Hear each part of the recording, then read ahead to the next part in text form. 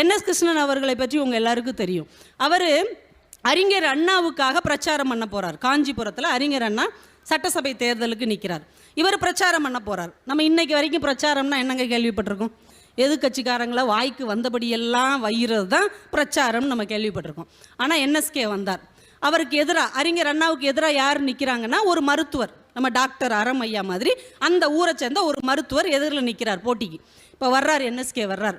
அந்த மருத்துவர், எதிர்கட்சியில் நிற்கிற மருத்துவர் ரொம்ப நல்ல மனிதர். நான் எல்லார்ட்டையும் விசாரிச்சிட்டேன்.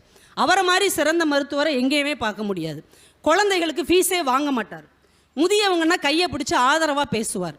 நைட்டு 2 மணிக்கு கூப்பிட்டா கூட ஓடி வந்து மக்கள் பணி செய்வார். இப்படியே சொல்லிக்கிட்டே இருந்திருக்கிறார். கட்சிக்காரங்களுக்கெல்லாம் பக்குன்னு ஆயிடுச்சு.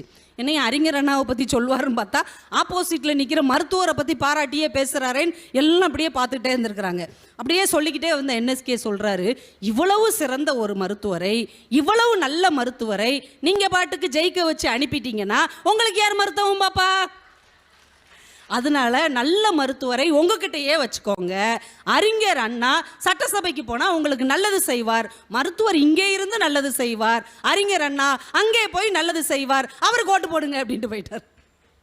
ஒரு பிரச்சாரத்தில் கூட யார் மனசையும் நோகடிக்காமல், யார் மனசையும் காயப்படுத்தாமல் தன்னுடைய பிரச்சாரத்தை வைக்க முடியும் என்று இந்த மண்ணில் என்எஸ் கிருஷ்ணன் என்கின்ற ஒரு மகத்தான கலைஞன் செய்திருக்கிறான் என்றால் அதுதான் எல்லாராலையும் மறக்க முடியாத ஒரு நல்ல விஷயமாக அமைந்திருக்கும் இல்லையா?